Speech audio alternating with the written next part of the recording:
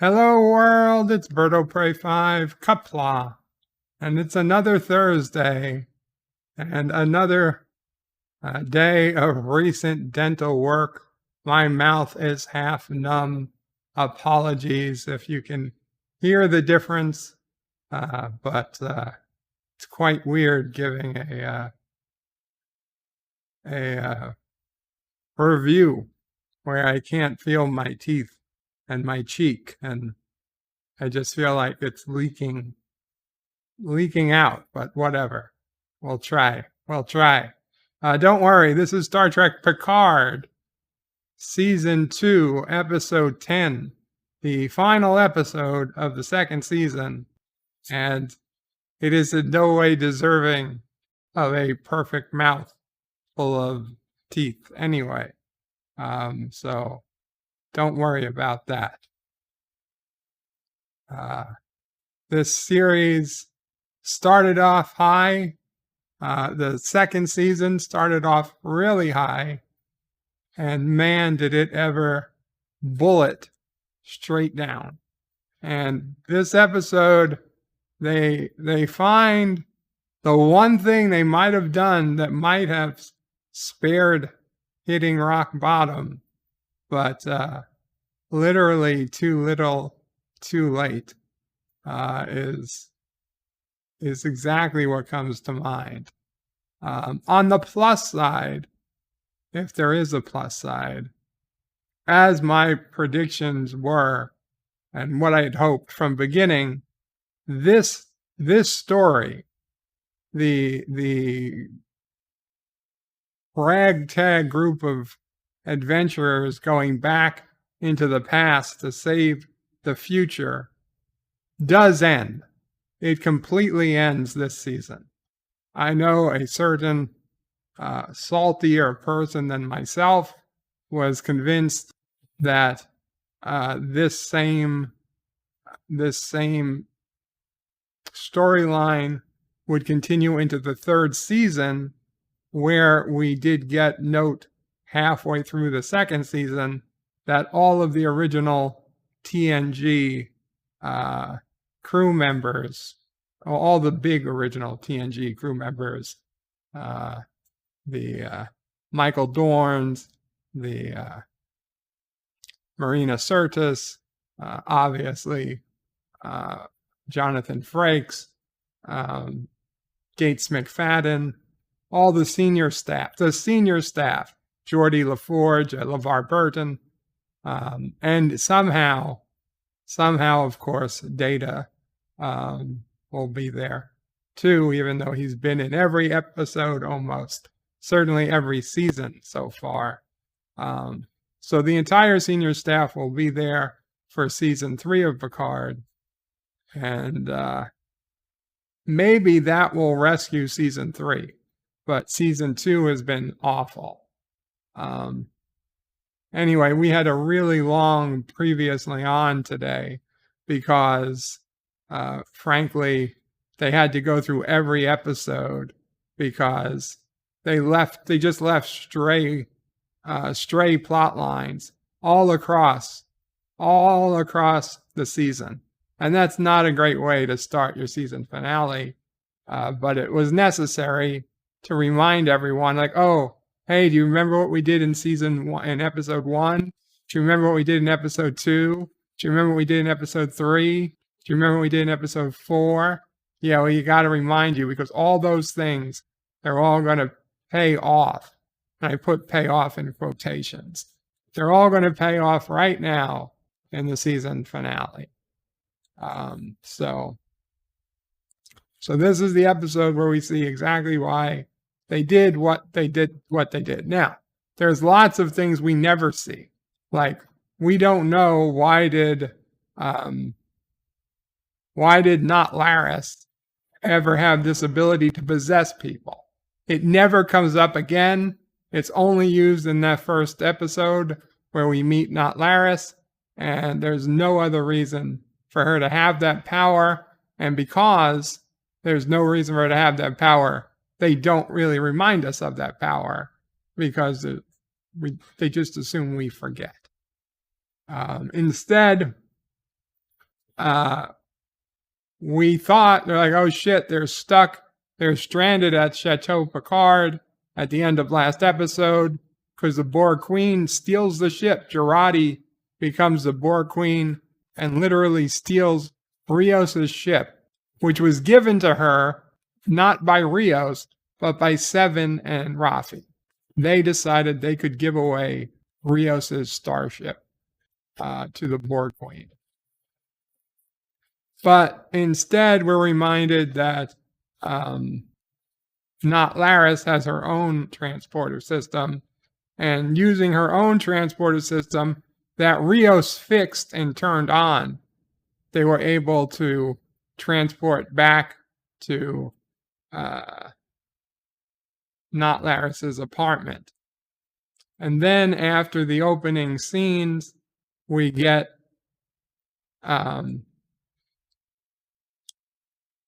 that for some reason she transports everybody at the exact same time. So she was sending Seven and Rafi to her apartment, and Picard jumped into the transporter that Not Laris was using, and Picard realized that Not Laris was going to see Renee Picard, which she had said she was never supposed to do. She was never supposed to get personally involved. And earlier in the preview, you see all these things about how she's never supposed to get previously involved and how she swore to us that she's never even seen Renee in person. And then, of course, it all comes out that it's all a lie. She has seen Renee in person. She has personally been involved in Renee's life. She wasn't supposed to. She was willing to lie about it to Picard, to us, the viewer. But, it's one thing if she wants to lie to it about Captain Admiral Picard or whatever. That's fine. But she's lying to the viewer. I don't like that. Anyway, Captain Picard realized that Not Laris was lying to him because, oh man, this is starting to hurt. Not Laris was lying to him because he realized this riddle that Q left with was that there has to be both a dead and a living Renee. Renee has to die and live at the same time. Seven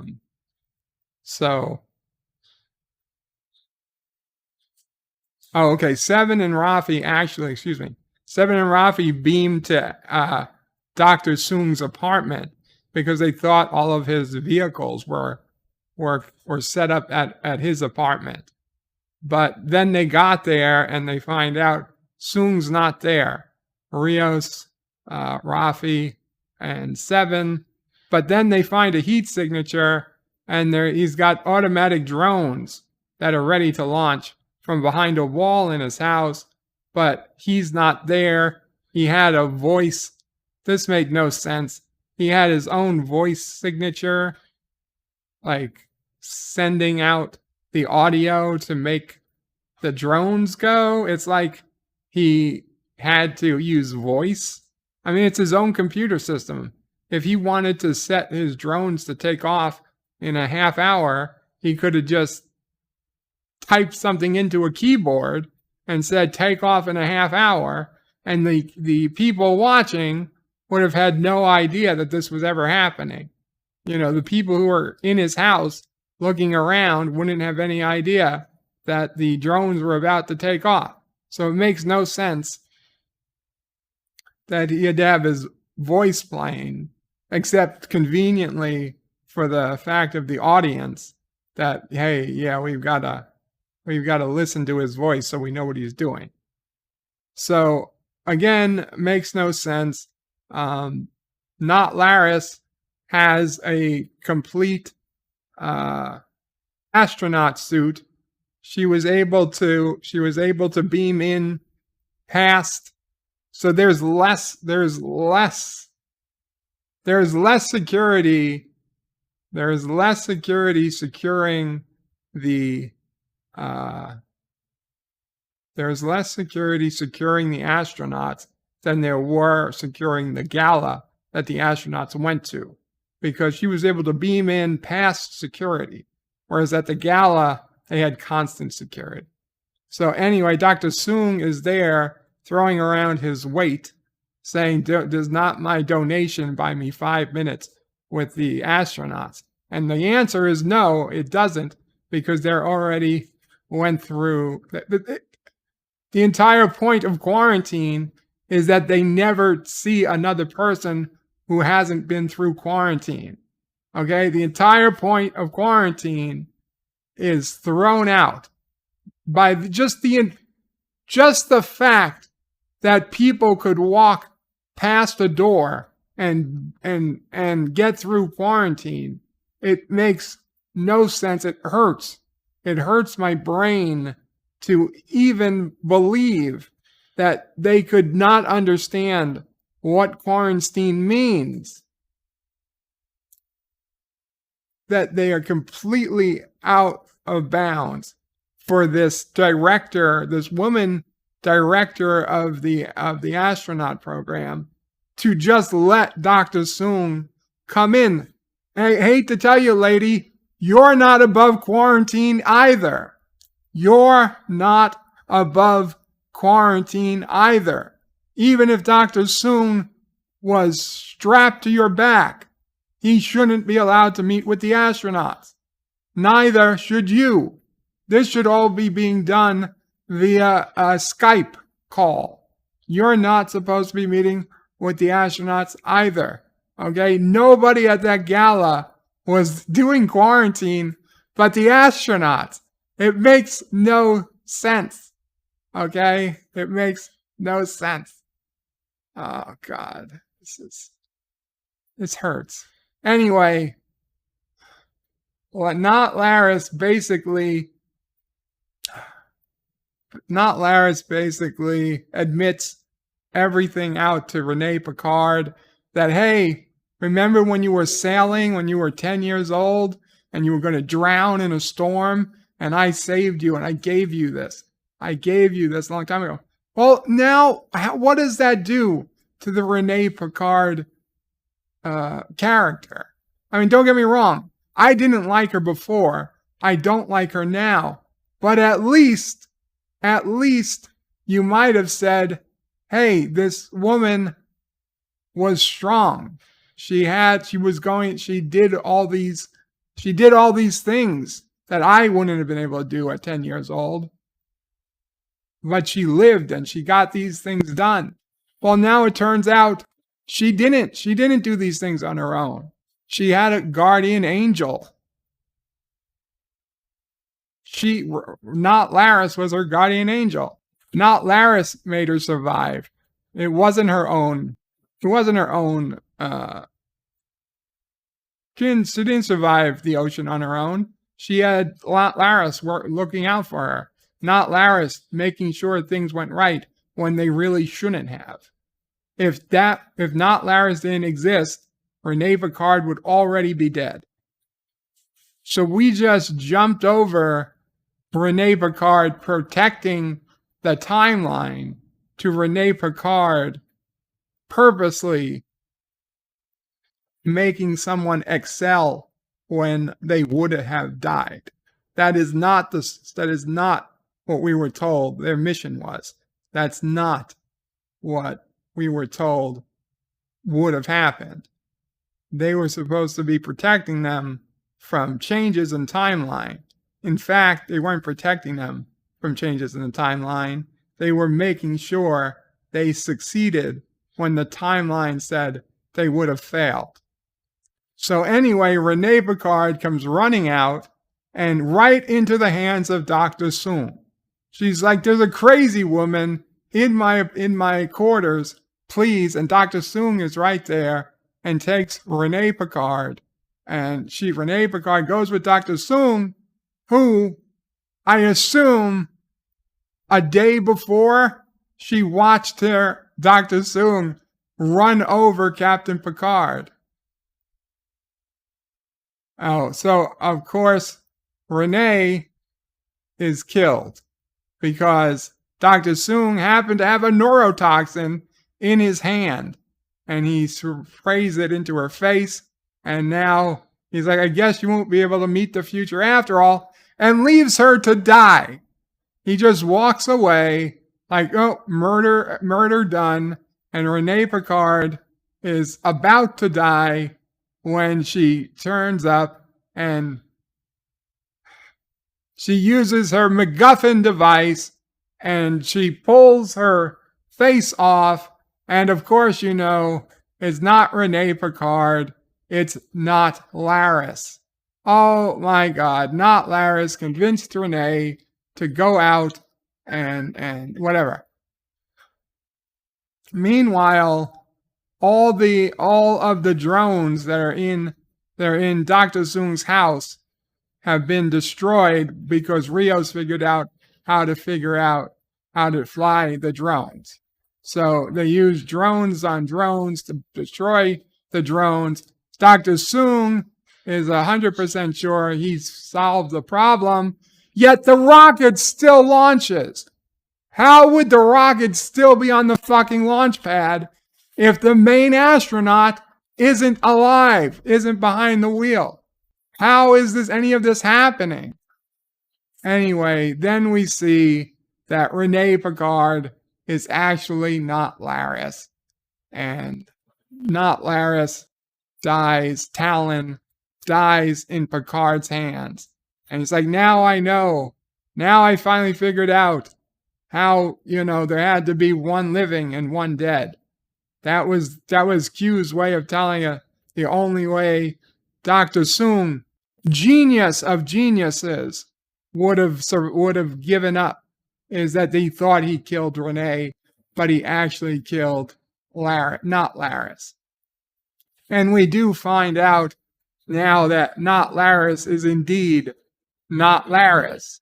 Just a random Romulan that happened to look a lot like Laris. Anyway, not Laris is so happy that Picard gave not Laris a chance to meet Renee. But you already met Renee. You admitted you met Renee to Renee.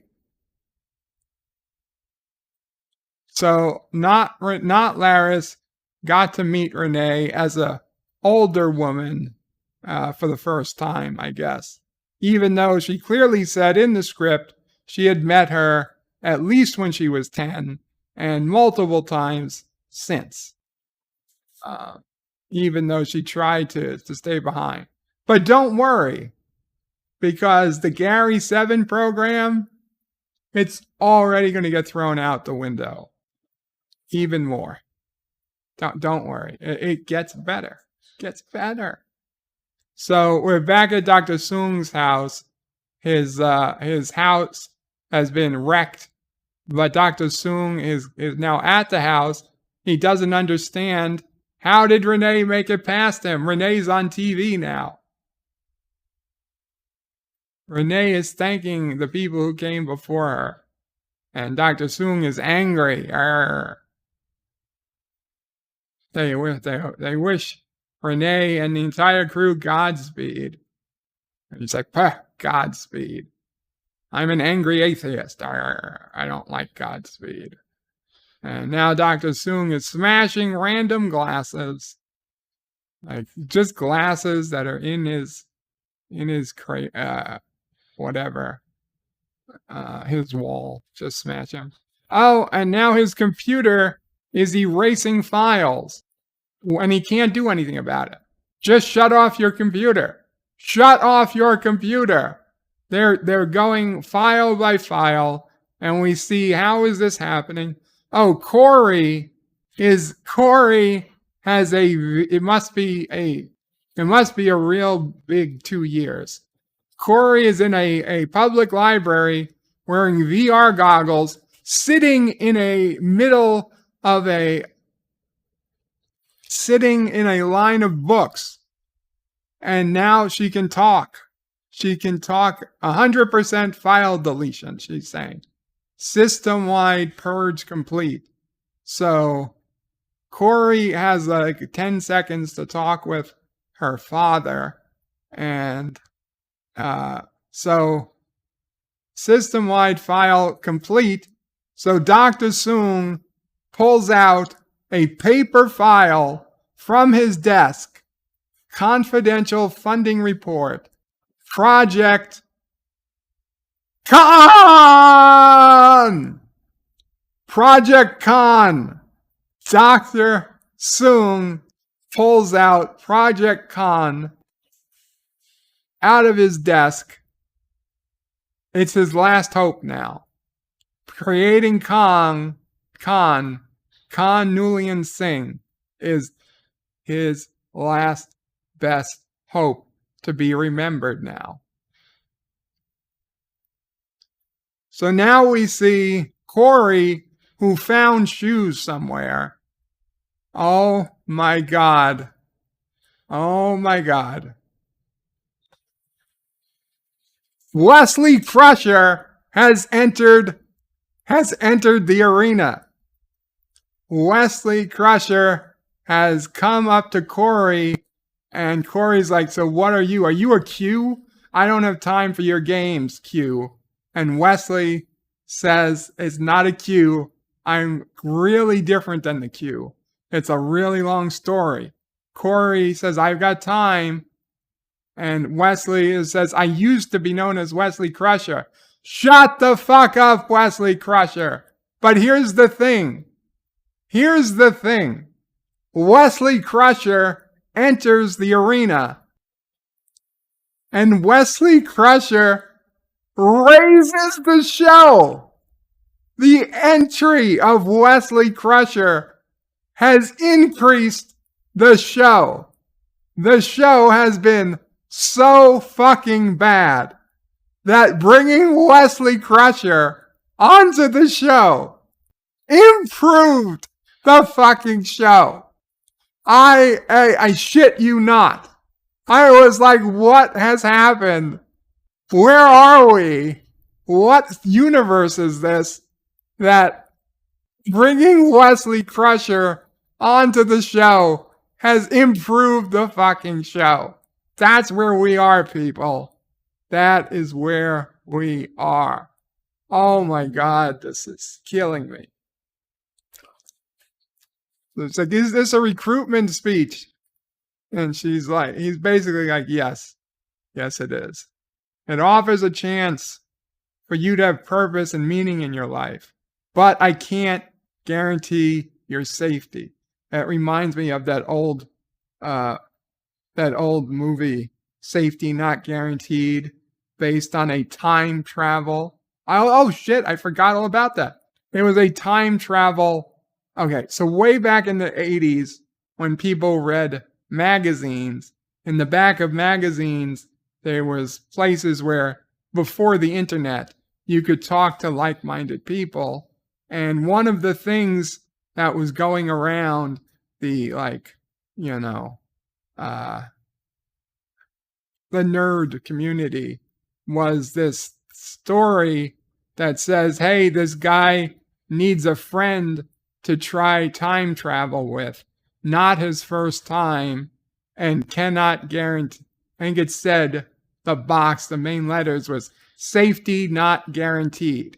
And then years later, they made a movie based on this safety not guaranteed, whatever they call it. I don't know, whatever they call it in a magazine, safety not guaranteed. And this, now Wesley Crusher using the same safety can't be guaranteed time travel. But then Wes and Corey beamed away. Why would they beam away? They don't need to beam. The traveler doesn't need to beam anywhere. And Wesley certainly doesn't need beaming technology. Um, anyway, it turns out that Wesley and Wesley's new species, I guess, they are in charge of the Gary 7 program. And they want to make Corey into a supervisor for Gary 7.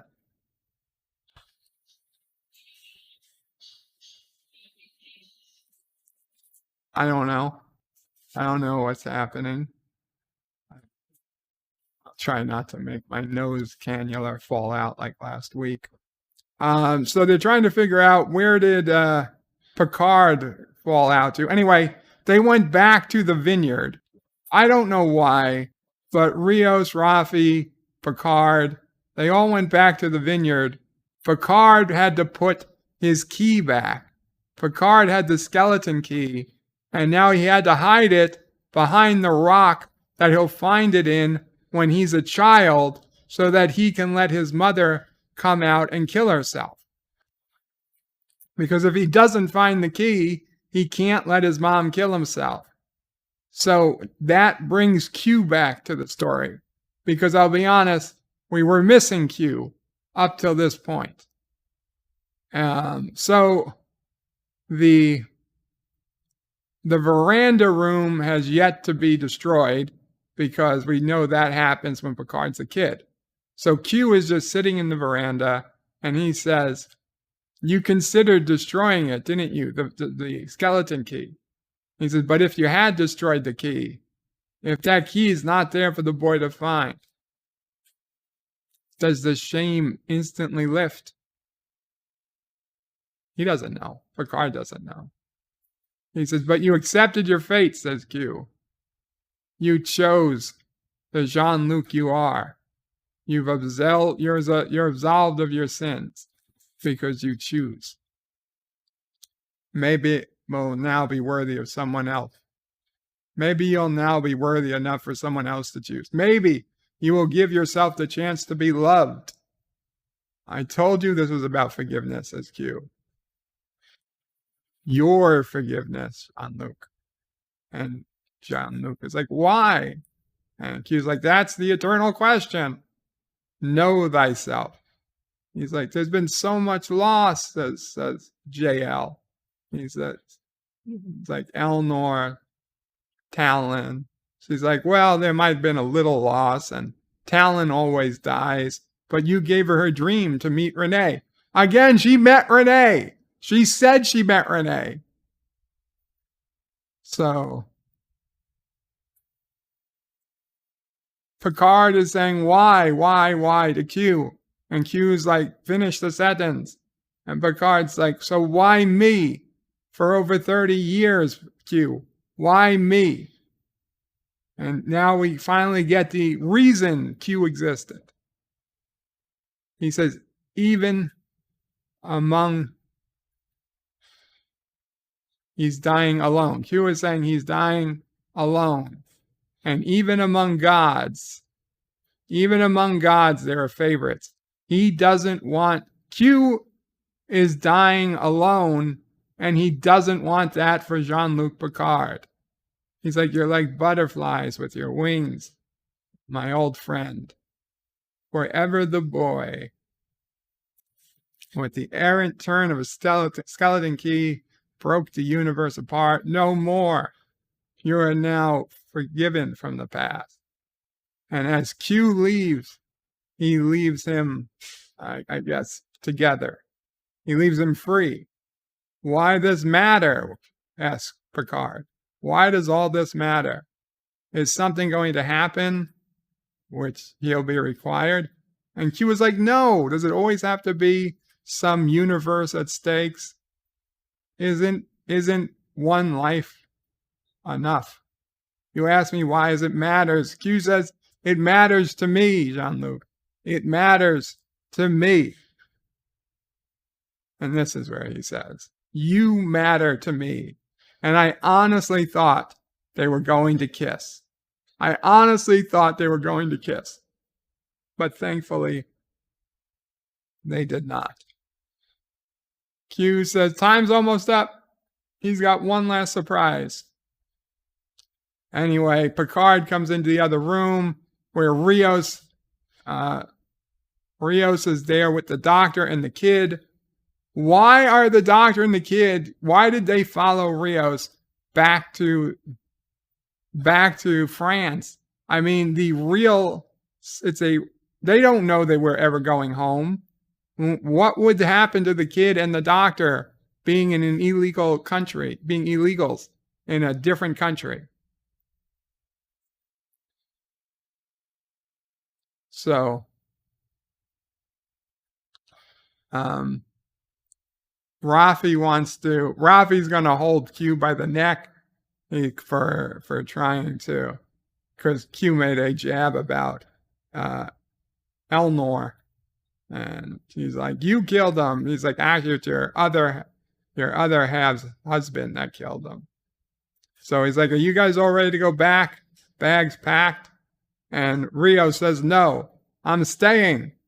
"Well, you're not staying in France."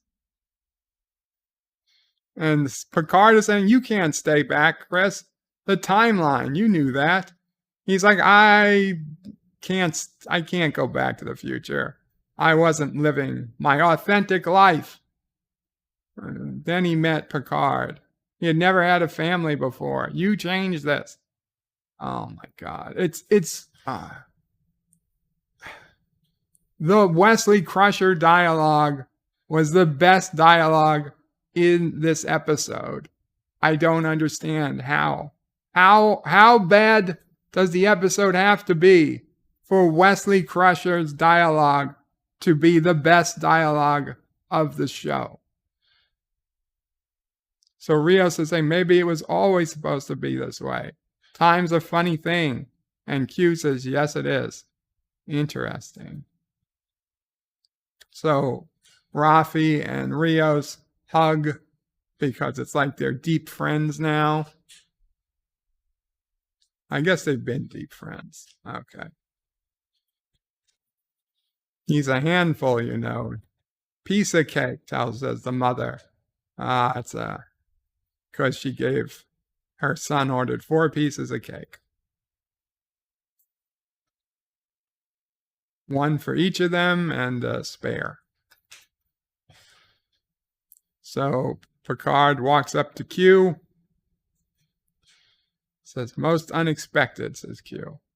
No, everybody expected Rios was going to stay.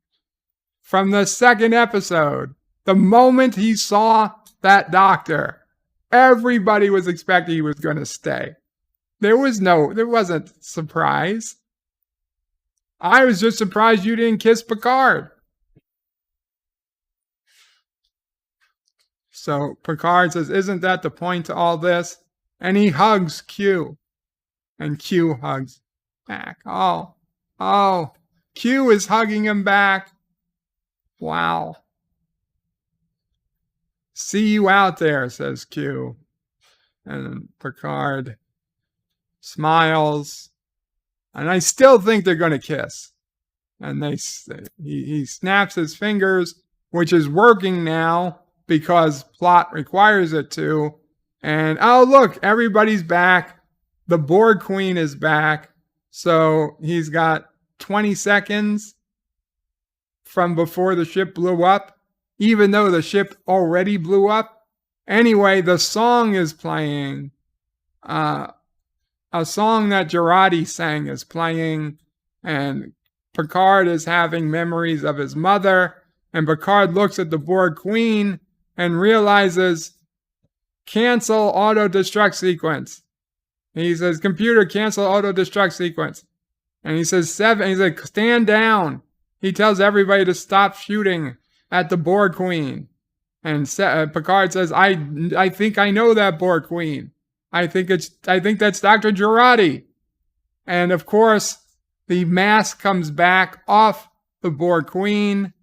And in the most fringe, worst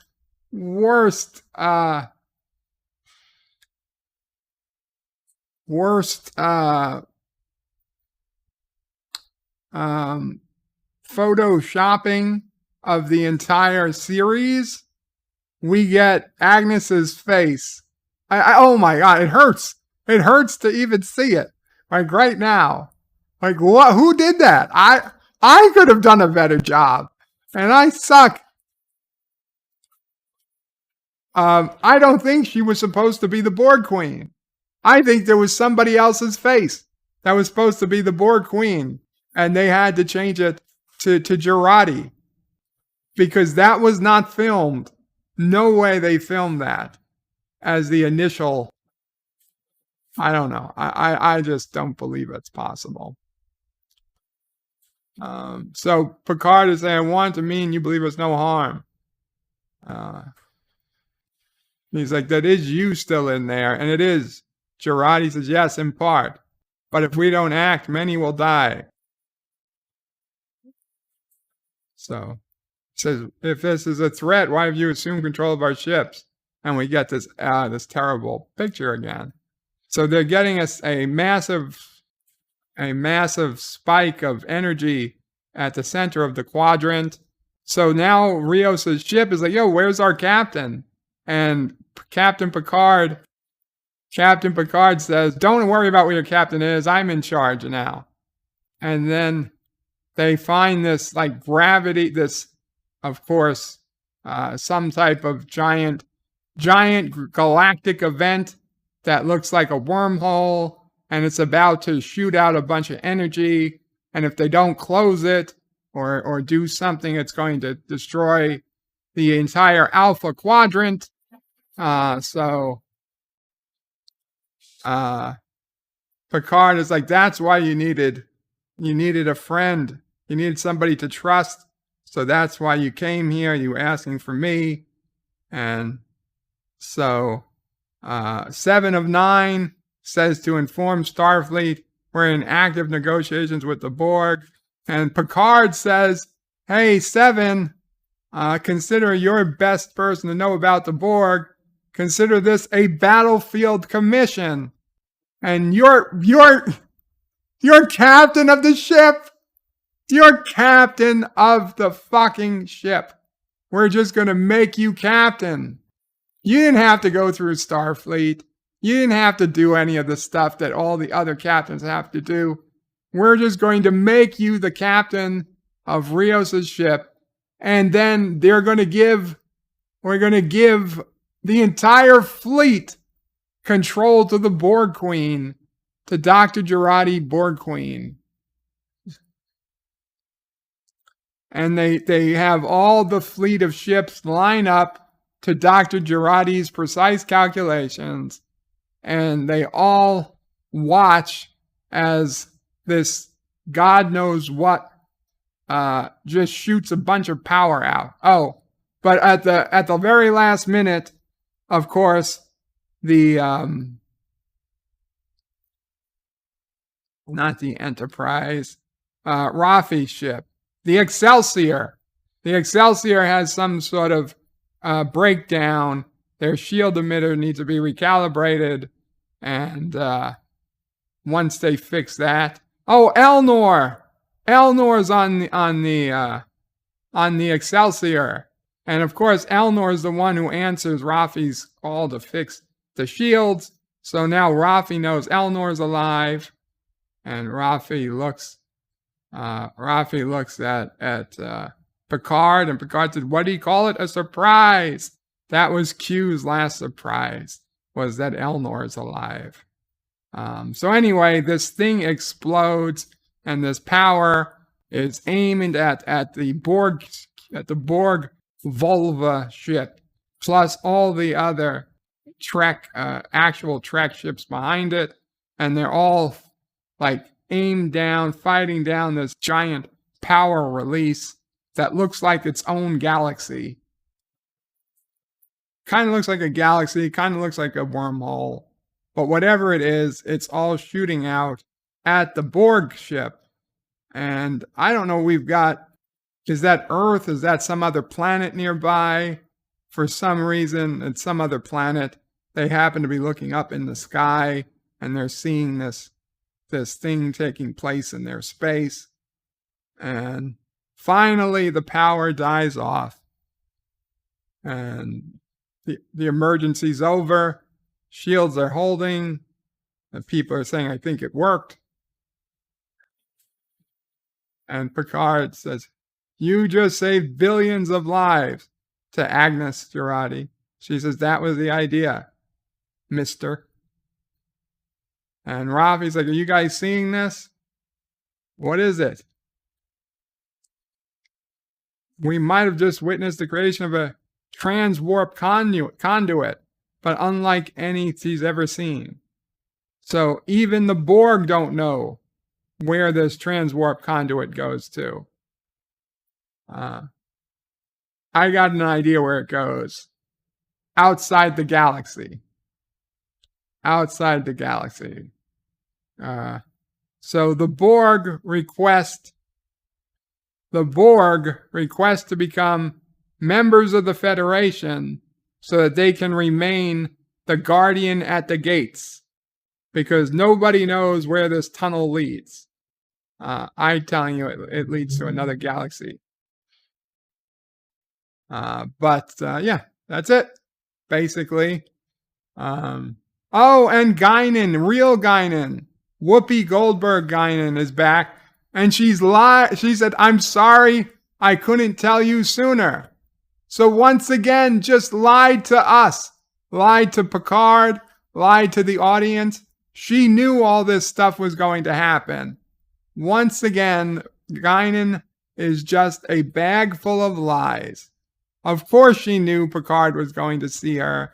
Oh, and she's like, I wondered if this picture was just going to set it off. Apparently, Guinan kept a picture of Rios this entire time. Not that any of us ever saw it before, but Rios was in this picture. So he's like, well, what happened to him? Rios died. Rios ended up dying earlier than he would have died had he not. It doesn't make sense. He died in Morocco, though, smoking on a cigar the way he wanted to die.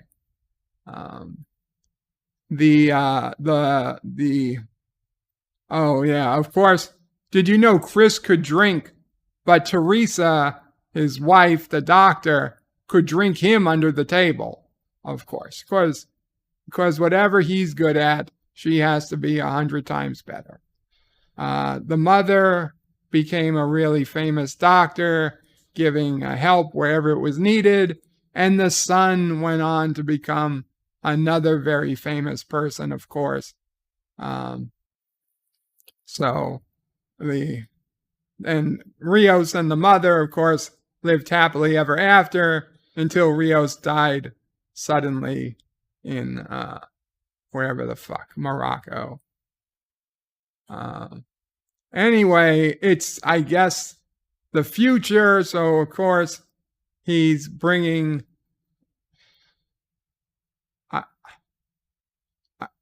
I guess Elnor still isn't old enough to drink. So he brings Elnor a shot of ginger ale or some dark root. I don't know. What's a dark? A cola, perhaps? I mean, I would think it was Jägermeister, but if it looked like Jägermeister, but you can't bring somebody alcohol if they're not old enough to drink. I don't know. But there is synthahol, so it looked like Jaeger, but doesn't make sense if it's an alcoholic drink. So who cares? I don't know. I don't know what's going on. The whole series. Oh, they go back to, of course, the chateau. Picard goes back to the chateau. He's got one more thing to do. It's Laris. So he's walking through the chateau. He sees Laris's bags are ready to go, and he's walking, and oh my God, there's Laris in the veranda. She had the veranda fixed. For the entire time, the veranda was just broken glass. We never knew why until this season. We knew Picard had it broken glass because that's where his mother was hanging when he found her. He didn't want this room to be fixed. He never told this to Laris, at least not that we know of. So Laris and Picard are talking for the first time, and Laris says, I wanted to have this room fixed as a present for you. I'll be leaving. And Picard steps up to Laris, and he's like, oh, maybe there is time for a second chance, or some line like that. And he's going to move in for the kiss. And they are going to kiss right in the center of the room that he had found his own mother hanging in as a child. It is just, oh my God. Yeah, why don't maybe not kiss for the first fucking time where your mother's ankles were. Okay? Like, how else? What else am I supposed to see except her cold ankles hanging right where they're about to kiss?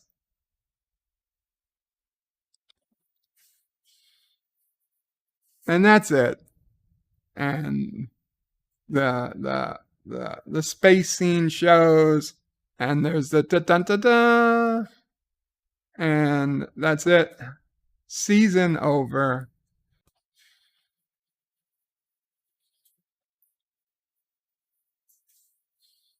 Season over. Series got one season left. At least there is no there's no talking about the third season. There's no anything. So the third season, which is going to have all the TNG characters, apparently, if it has anything to do with the show, it's probably going to have to do with that tunnel that the Borg Queen is watching. However, we know already that Alison Pill, the actress who plays the Borg Queen, is not coming back for season 3. So she won't be back for the third season. It seems like they were really counting on her to come back for the third season, but she's gone. Rios is gone. Rafi could potentially be back. Elnor certainly could be back. And Corey and Wesley Crusher could certainly be back. But no Alison Pill, which is really going to be annoying considering that the Borg Queen was the last character we saw looking at that tunnel. But I guess you could just have random Borg. You don't need to have the Queen there. She could be off gathering intelligence or off doing some other more important business, I suppose. So you know what? This was another awful episode. However, and despite Wesley Crusher coming in and just destroying the Gary 7 timeline, the Gary 7, Gary 7s should not have to listen to travelers.